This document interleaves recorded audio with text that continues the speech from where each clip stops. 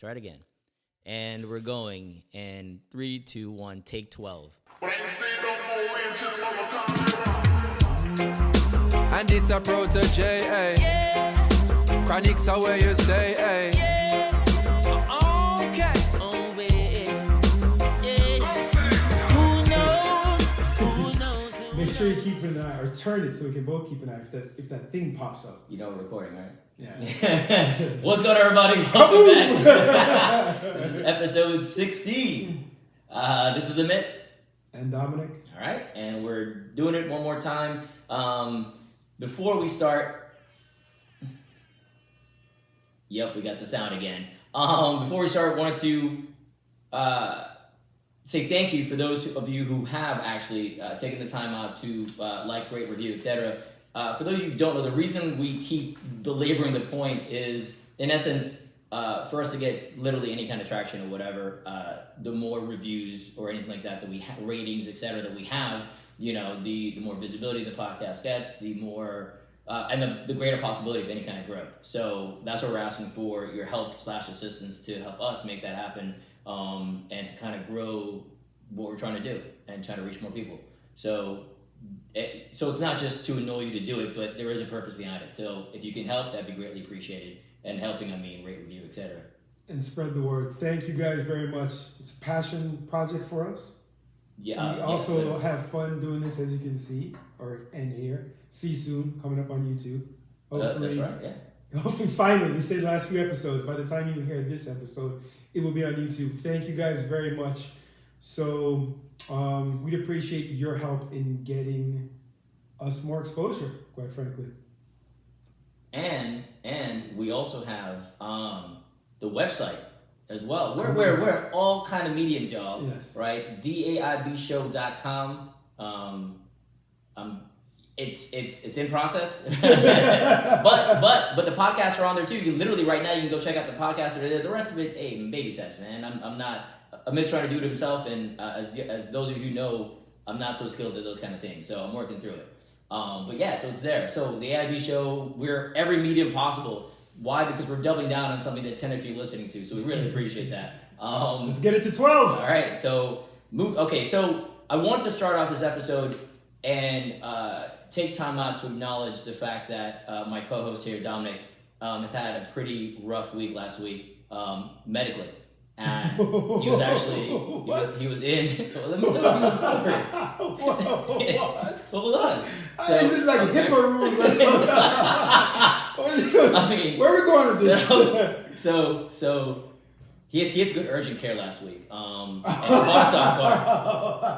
I was not ready for this. I didn't know it was going to happen. I was not ready for this. And it was something that, I mean, you know, initially when you hear, you know, that, you know, he's going to urgent care, you're like, yo, what's going on? This is crazy. And it was literally the craziest thing that anybody could expect would happen. Turns out, Dominic is a bigger idiot than I thought he was, and managed to do the craziest thing I've ever heard. So, but I have him explain it in his own words for you. Wow. And obviously, Dominic was very ready to have this conversation. Completely caught off guard. So, yeah. The people want to know, Dominic, how are you health-wise?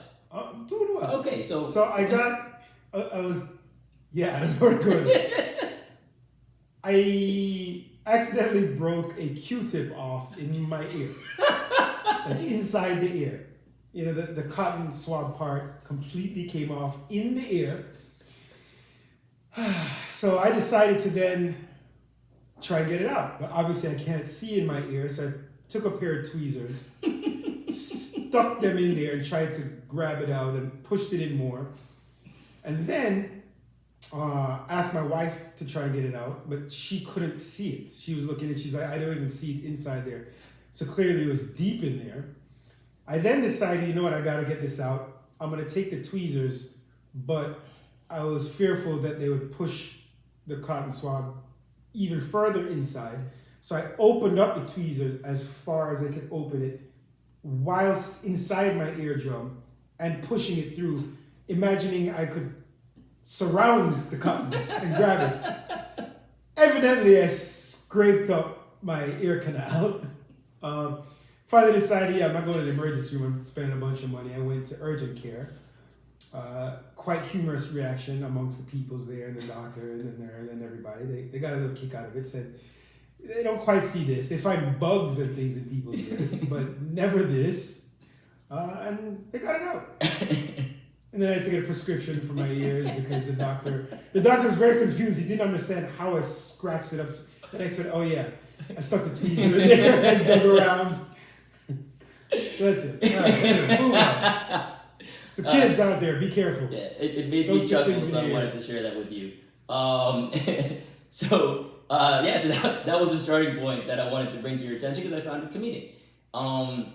And then, so the other thing that I wanted to touch on now, as we're going with more lighthearted situations, just to start off, is there has been, for those of you who do know,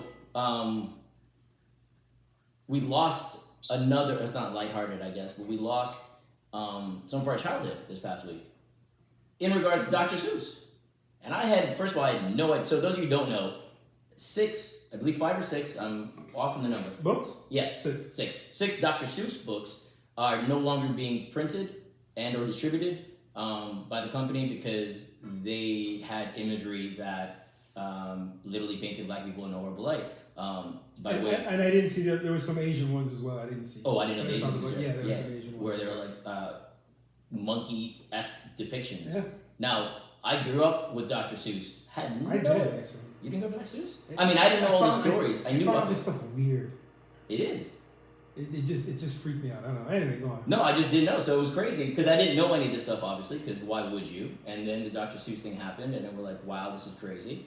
And so Dr. Seuss is no longer a thing. Those six books are no longer That's the thing. It's being treated as if Dr. Seuss is no longer a thing. It's been treated as this is a result of cancel culture, and people are getting asininely defensive and ridiculous, where it's just eliminating 6 books that have racist imagery. I mean, it just seems to be logical sense. It's not as if Dr. Seuss is done and there are no more Dr. Seuss books and things of that nature. Funny enough, I was just at Universal this weekend in Dr. Seuss land. You went to Universal this weekend? Yeah. Are you aware there's COVID going on? Yeah. It's actually less people walking around station than going to the supermarket. Alright. Didn't think about it that way. Yeah. Okay, alright. Interesting. Outside, not inside? No, I'll give you that. Spaced out? I'll give you that. I mean, there's logic there. Some. More logic than putting tweezers in your ear.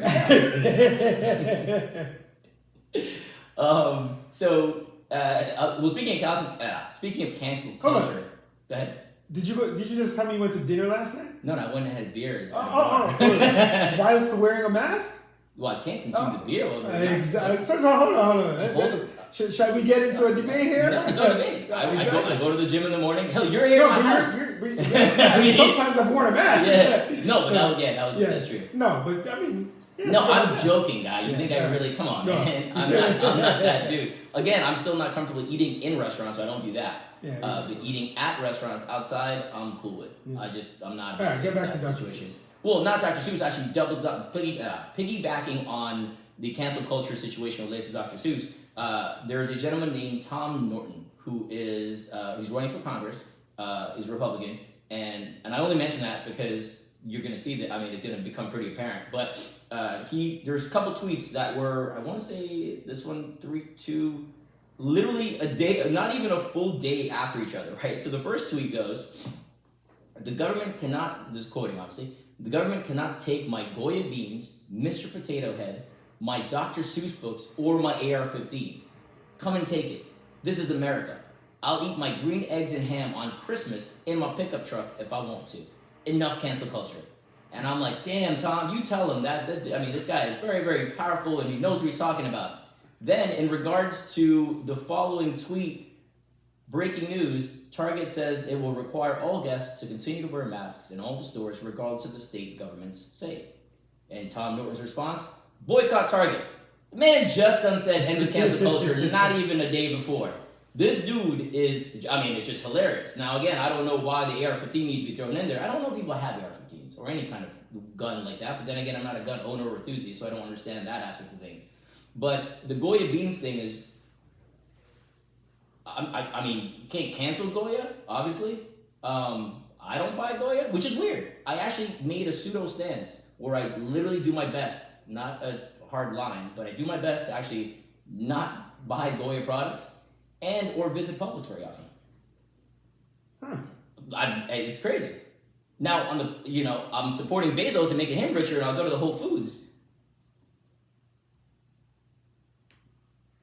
We're good. It stopped right there. It worked out quite well. All right, 3, 2, 1, and. But So you go to as Whole Foods. I'll go to Whole Foods. Yeah, Go ahead. But. Why you make it seem as you shouldn't go to Whole Foods? No. I'm just saying, like, it's not a capitalist whatever. It's a purely big. It's because of your philosophical beliefs. Yeah, but I generally don't have strong beliefs on anything. So good for you. It's weird. Yeah. I don't. I will literally buy almost anything but Goya products now, which is.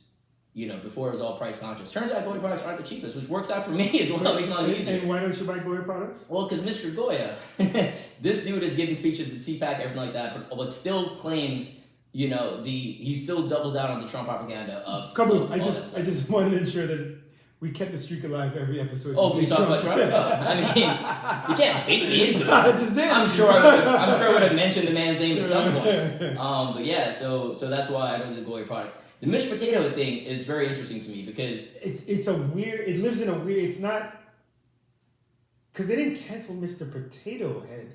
They're still making it. They just changed the name. No, so there's a couple things that I've been hearing, and I don't know the truth yet. Well, first of all, I'm just saying right now, the discontinued Dr. Seuss book sends sales roaring. Forbes is reporting that right now, which is interesting because this happened to homeboy, whatchamacallit? Oh, the Morgan Wallen. That's who what we said talked about. N-word, the country singer. Correct. And then now this. But yeah, the Dr. Seuss stuff, not Dr. Seuss, what the hell was I just talking about a second ago? You said Dr. Seuss. No, was it? No, Mr. Potato Head. Oh, this guy. See, you're not even listening. I hope you guys are. So Miss Potato Head thing, they have obviously Miss Potato Head and Mrs. Potato Head, and they're a couple. And some of you may have seen it in Toy Story recently. Recently meaning 15 years ago. And then they discontinued. So the thought initially was they're getting rid of Miss Potato Head, Miss Potato Head, and having non-gender potato head. I think you're wrong with that, though. No, that was the initial thought. I'm saying the thought that I had. The reality is they're just creating a non-gender potato head and not really discontinuing. No. What is it? No, my understanding is this. The only thing that's changed is the name of the company. So like the logo, when you go to the store, it's going to say Potato Head. And then you buy a Mr. Potato Head or you buy a Mrs. Potato Head. Which to me is like, I don't even understand that. And mind you, Mr. Potato Head. Remaining shape-shifting plastic spud to the gender-neutral potato head. Okay. And mind you, Mr. Potato Head was created years before Mrs. Potato Head. Hence the name of the company was Mr. Potato Head. So that's all they're doing is just removing Mr. from the name. Gotcha. But you can still buy a Mr. or Mrs. Wow. So I saw that and became obviously cancel culture people went up in arms about this one, or anti-cancel culture people, but this one's actually pretty comical. Like, I just don't get what's going on with the potato head situation. But yeah, that one was a little weird to me when I heard about that, just because I didn't know how to play that game. And then in non-related potato head news, but we're talking about entertainment type stuffs, T.I., you heard about him, right? So T.I.'s got a bunch of claims of sexual assault. Yeah, I heard about it a few weeks ago. Which I him did. And his wife. Yeah, well, first of all, that's the other part I was going to get on. It's him and his wife? Yes. Yeah. Wow, all right. Go T.I. and his wife. But I haven't heard about it in probably a month now, a few weeks. I don't know if it died down. It resurfaced last week for whatever reason, and the resulting situation there is that, so T.I., for some that know, has been in the Ant-Man series, Ant-Man 1 and 2. Yeah. He's not in Ant-Man 3. But then I heard someone else say he wouldn't have been. Correct. That was the thing, right? So now it's a matter of saying, well, people are saying good for Disney, but there are a lot of people saying he wasn't written in the script anyway. Because of where the storyline is going, they're in the whatever. Yeah, verse. So it's a whole thing. His character wouldn't naturally would not have been in the movie. Correct. So that's a doubling down on. It's not a matter of the sexual abuse has kept T.I. out of the game, because in essence people wanted the same treatment for T.I. that Marvel gave to Gina Carano. Okay. Right, like that was kind of, again, people who want what's we're looking for, people who want Retribution? Yeah, thank you. That is the right word there. So yeah, so it's. I was like, when I saw that, I was like, all right, well, you know, I didn't know T.I. was in that situation. I'd never heard about this, so you brought it to my attention. Yeah, I think it was numerous people came out. Yeah, I had no idea. And then I'm just gonna double down on entertainment, and then because I know you have some heavier stuff, so people like for a little bit. We talked about this earlier. Netflix is actually creating a fund. This is a $100 million fund to reach out to underrepresented individuals.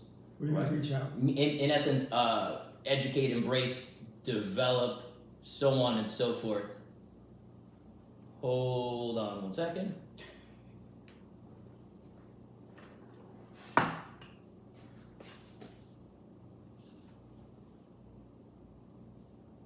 What was it, the red thing? What the fuck is this? Technical director over here. I'm done. I talked about expert in the industry. All right. You know, I don't. Oh, this happened last episode. I was like, why are we pushing things back? Got scared.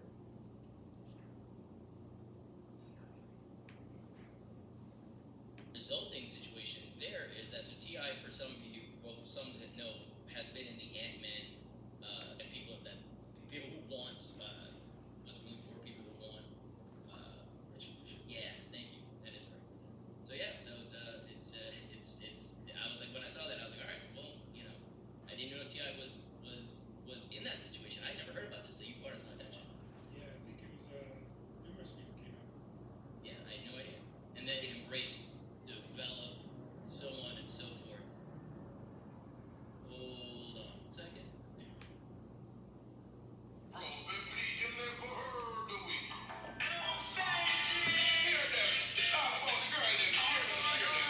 Why are we playing that album?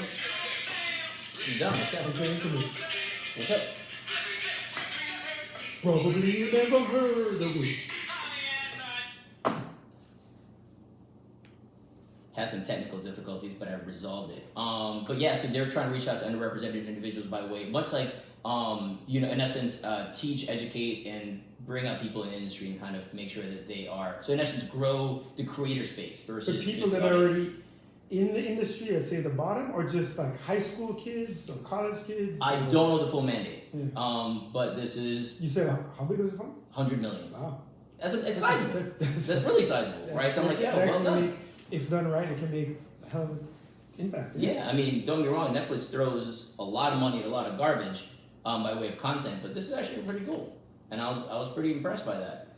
And then, so Ta-Nehisi Coates, you heard about this one, right? He is writing the new Superman. Yeah, and we mentioned him in last week's episode, I believe. I don't recall, but sure.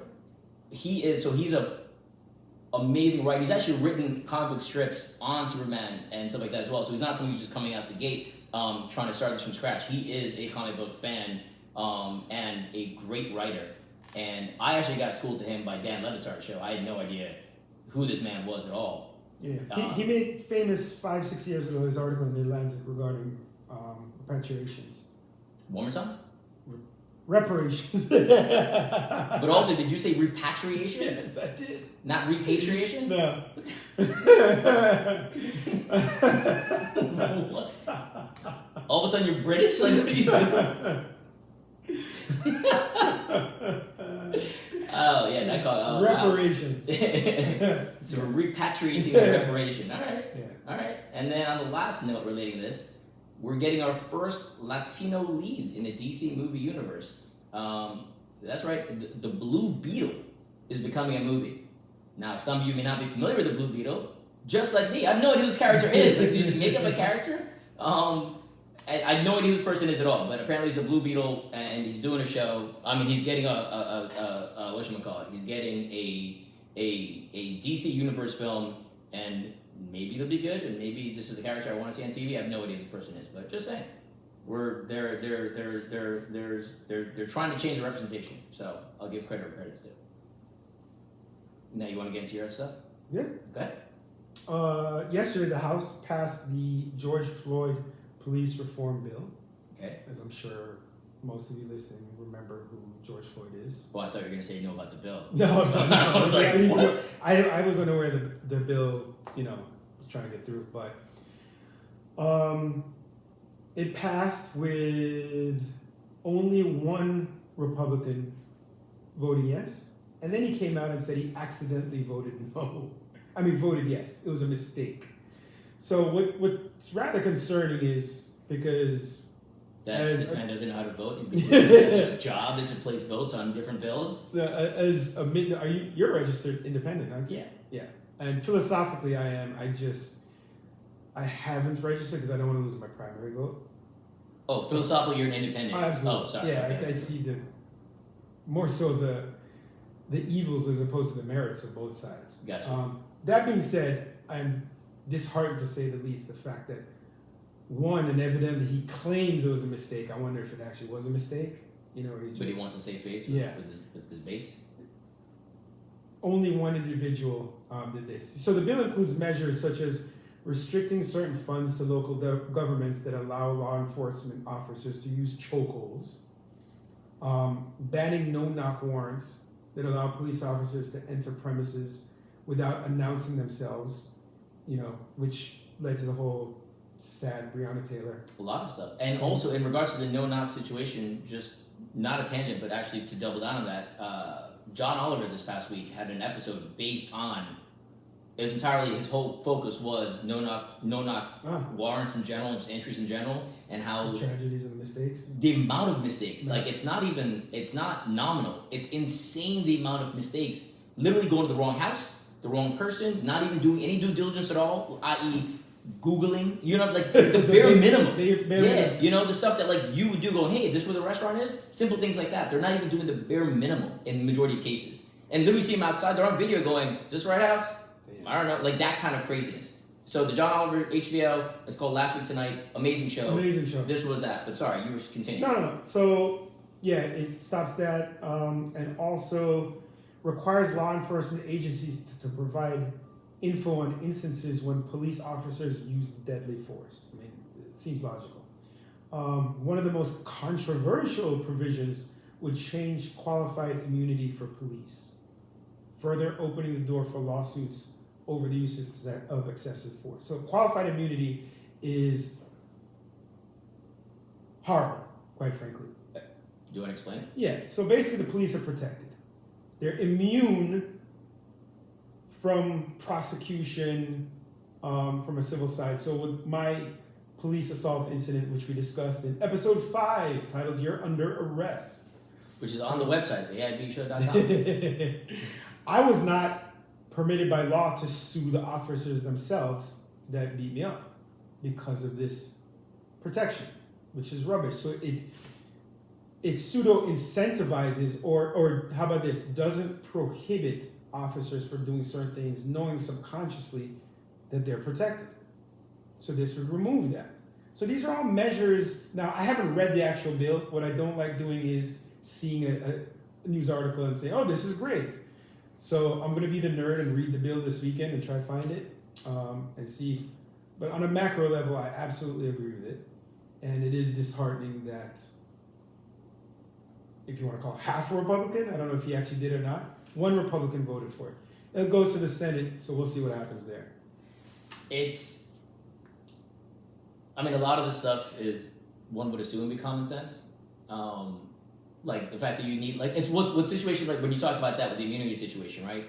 The reality, the idea that we have laws that we have to abide by out of fear of being penalized for said laws, and I'm talking simple things like speeding, blah, blah, blah, things of that nature.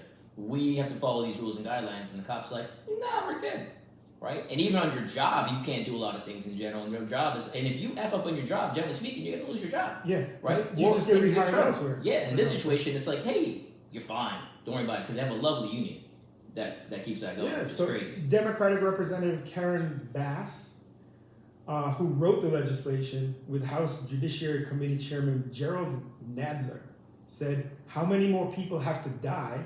How many more people have to be brutalized on videotape before police reforms become law? You know, I have this debate all the time, chicken or the egg. Hold up, who you debating about chicken and egg? Random people. I've debated with you. Just walking the street. I go to the street. I actually did this weekend. I said I had to, chicken and egg. What has to change? Society's viewpoint of police or vice versa? and who has to change their actions and their motives, and it's a 100%, it has to be police. You got to get to the same baseline.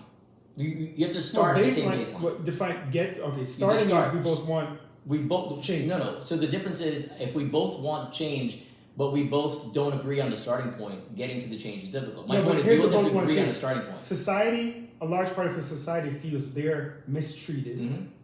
And the police feel the same way. And a lot of the officers feel they're mistreated. Correct. So we're at that baseline so we want to not have that perceived mistreatment. Correct. So my thing is right. both parties have to agree on a starting point, which is just saying, hey, we both but feel mistreated, which is the starting point. But there is only one starting point. That's the thing. It will never happen if it doesn't start with the police reforms. It will never happen. So it's this damn phrase my kids always say, it is what it is. Like, there is no changing it. If we want to be stubborn and think, the only way to do this is for police reform. That's it. It'll never change. Society, it's been going on too long. It's been bubbling too long. See, but as I've said countless times, and I'll say it one more time, it's in people do what's in their personal self-interest. But here, to counter what you're saying, it's misconceived because in their personal self-interest, for the officers and police in general, is to make the change because it benefits them in the long run. Indirectly, it will benefit society. Directly, it will benefit themselves and their job and their appreciation by society and their mistreatment in terms of verbally and stuff. That'll change. But those things aren't quantifiable. They're not quantifiable. That's the problem, right? With anything, that's a problem. Like if I can't feel a tangible benefit from making a change, right? And not even tangible. If I don't feel a benefit from making a change, it's hard to sell it, right? That's what with everything, with all unions in general, a lot of stuff comes down to dollars and cents. Something that's on paper, something that's quantifiable, something that's measurable, etc. Measuring how, now you can kind of measure how good you may feel and how these things will make your going to your job feel better and happier. But the reality is, they live in their, like, they're not trying to appease society. You know what I'm saying? Like, their goal isn't to be loved by the people. Their goal, they have the love of the people they work with. So the other cops are, everybody's happy, right? You go to work and you're having a good time. The only goal should be to serve and protect. Yeah, but it literally should be the goal. It's not. The goal is to get a pension and have it taken care of. The goal is money. Yeah. The goal is, either, because there's, I shouldn't say, again, it's not a blanket statement. I'm sure some are totally about the serve and protect situation. There are many who, hey, this is a job, period. And this is a job whether, for whatever reason or other you chose, and many times financially it's sound. You work, you can do some part-time security job, get some extra cash, you got a pension, you got this, that, whatever, you have benefits, you could die, right? So there is that. But sometimes that risk is worth it, and they're cool with it. So they're not looking to go, hey, I'm a man of the people, whatever else. Nah, dude, I take care of my family and my kids, and I got other cop brothers who'll help me out, and brothers and sisters, whatever, and they're good. So my point is, their incentive to change is negligible. And they've got a lovely union backing it. So they've got to get everybody to change. No, it's not tangible. I don't know if it's negligible because, again, if they're perceived, or if they perceive that their job is dangerous, if they perceive that they're at risk, which they are, but more so because of the way society and certain segments of society deem them, treat them, right? They can change that, which... Sure. So I get you on the non-tangible. I think it's a lack of foresight on their part to not proactively make these changes and support changes, though. Agreed. I'll give you that. And then speaking about, the fact that this passed, etc., there was... You heard about your boy Mitch McConnell, right? Mitch McConnell? This dude. So I talked about him about all supporting... the time. Yeah! Supporting who? Your boy Trump. I told you he was going to come up anyway. I knew you. But just the logic, like, and again, if you're down, if you're a Ted Cruz who's been on the Trump game and forever, right, independent of what man said about your wife, etc., you be you. That's one thing. Mitch McConnell said Trump, he can't vote to impeach Trump because technically Trump wasn't president during the impeachment trial, even though the crime, quote unquote, was committed prior to that, but that's irrelevant. Then he said, right after that, it was his fault, he was to blame, blah, blah, blah, blah, blah. Then at CPAC, I would totally support Trump again if he were to become the nominee. I mean, guy, pick your side, man. Down, left, right. Bruh, like, I mean, just some consistency. Well, his consistency is, again, to the party, as I mentioned earlier. Like, he could give an F about who's actually running the show. It's just a matter of making sure he gets his, which to date he has. You know, so yeah, that was one that caught me off guard, and I was bothered by it. I've got one other thing. Charles Blow, you know who he is? I do not know who that is. He's Is that his actual name? Yeah. Okay, no. He's a New York Times columnist. He's a journalist on CNN too. It's actually how I learned of him years ago. Okay. So he recently released a book titled "The Devil You May Know," or "The Devil You Know." Sure. I use that phrase a lot in work. Okay. No, literally. He's actually making an interesting push for black migration back to the South.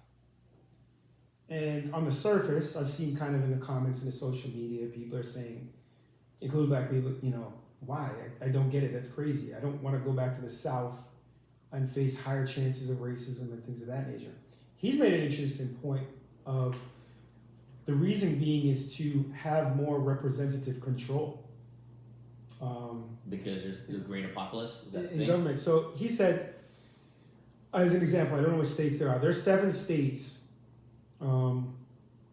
where the population was 90% or more white.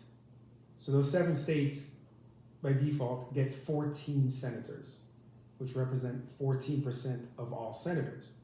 But those 7 states have a combined population that is a quarter of the total black population in the US. Those 7 states represent only 3% of the entire US population. Right? But they represent 14% of senators. Now, I'm not sure if those states he's referring to are actually in the South. I doubt, because the South tends to be kind of populated. But regardless, he's making a push for black individuals to return to the South and have more control of their destiny and just their lives in general. It's an interesting. They have the. I mean, to your point, they have representation. They have the numbers. Again, you're asking people to do things. You know, I find it very difficult for people to do things on this kind of scale. It's the opposite. It's like reverse migration. So there's a great migration that happened. It's 6 million plus Black Americans moved for decades, beginning in the, I guess, shortly before the 1920s through the civil rights era, moving out. Yes, I said it. I didn't correct you. I didn't correct you. Moving from the South to the Northeast.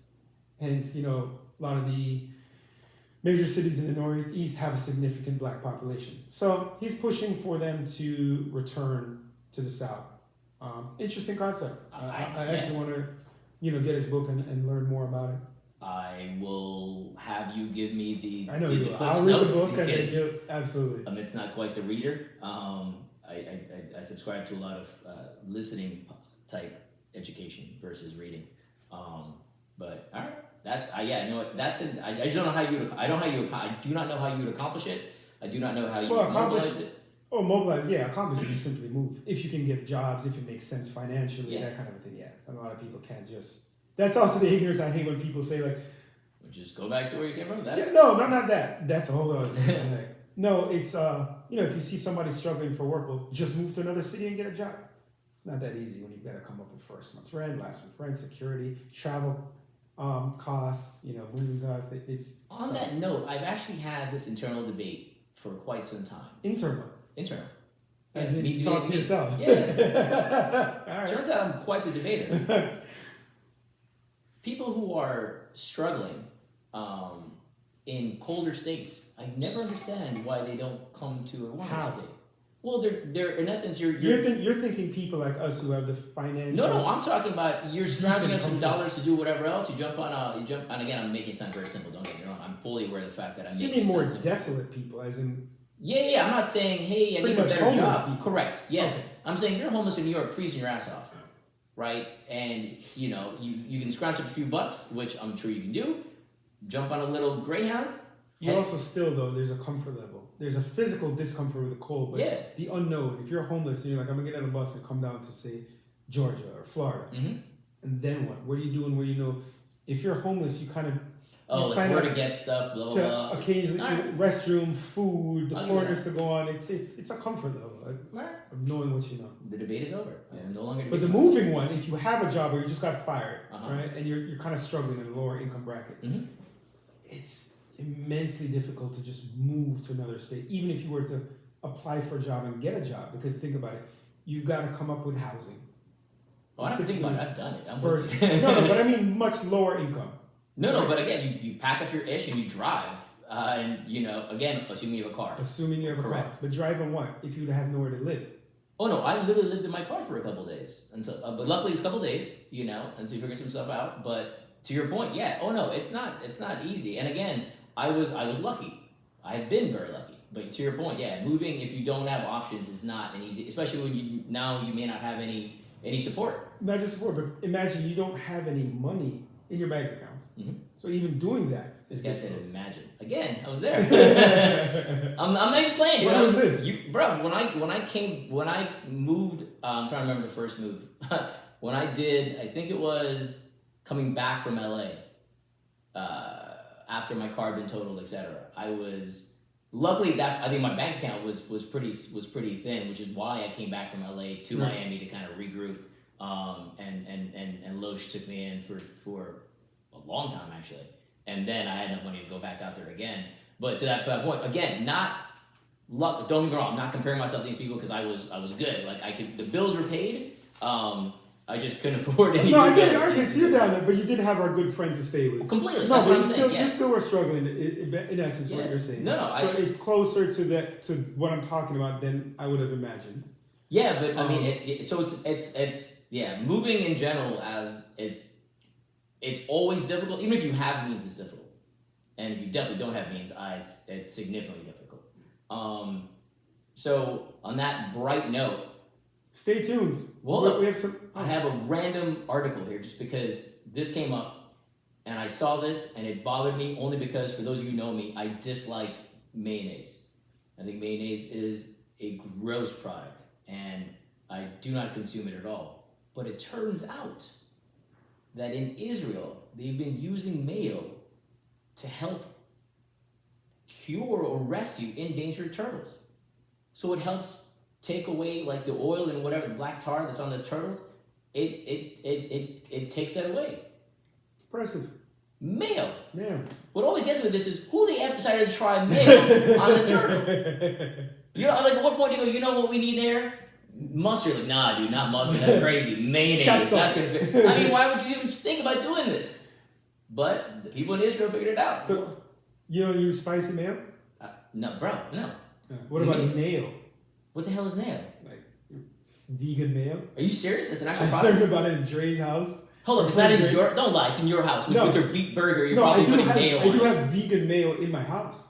Just not the nail brand. No, just not nail. I don't know if they still have that, but this was years ago, probably late '90s. I was at Dre's house. Might have been in high school actually. When it was his brother's house. Care. We're done. Damn it. I don't know where to stop. Hold on. Fuck, I gotta figure this out, man. It's really bothering. Still have that, but this was years ago, probably late night. Yeah, just keep going with the Dre. And And I opened the fridge and something said nail. I said, this is before like you knew what vegan was, and these guys said, yo, no, what is nail? How did M turn into N? it's like, well, you probably thought it was a cheap mayonnaise. Yeah, you know, this what kind of flea market, man? Things are nail. But Did yeah, you try it?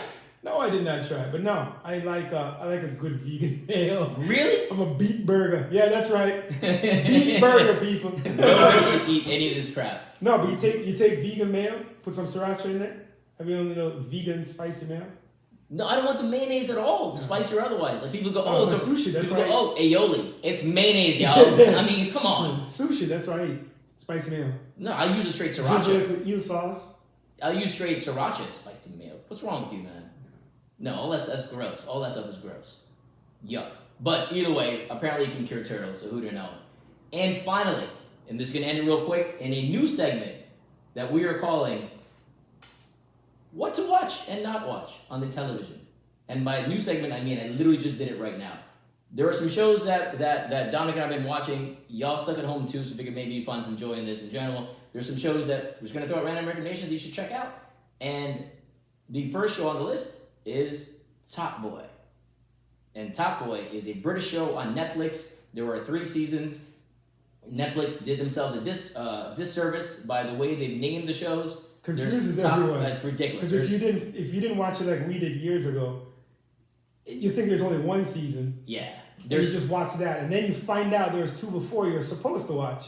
Yeah, and it's not some prequel you watch it after you saw it. You want to watch these in order. And it's Top Boy Summer House is the first 2, and then Top Boy is the last one. It's 3 seasons. It's dope. It's British. It touches on. It's like a British Wire kind of situation, but it touches on Jamaica as well. And it's dope. It's less about the cops trying to catch the drug dealers. It's more about the drug dealers kind of living their space and becoming bigger and better, and the problems that arise from money and all this kind of stuff. The vernacular is spectacular. Oh, it's gangster. It's gangster. Some people who can't understand it, but it's awesome. Top Boy, Netflix, go check it out. With that, I say be better.